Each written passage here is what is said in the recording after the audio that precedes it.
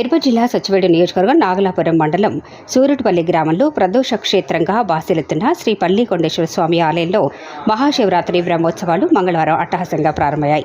ఆలయ కార్యనిర్వహణాధికారి లతా ఆధ్వర్యంలో తొలి రోజు గ్రామదేవత పొన్నమ్మకు పూజలు జరిపారు. ఆలయ ప్రధాన అర్చకులు కార్తికేశన్ ఆధ్వర్యంలోనే అర్చక బృందం ఉదయం 7:30 గ్రామదేవత పొన్నమ్మకు శాస్త్రోక్తంగా అభిషేకం నిర్వహించి వివిధ పుష్పాలతో అలంకరించారు. అనంతరం మహాదీపారాధన చేశారు.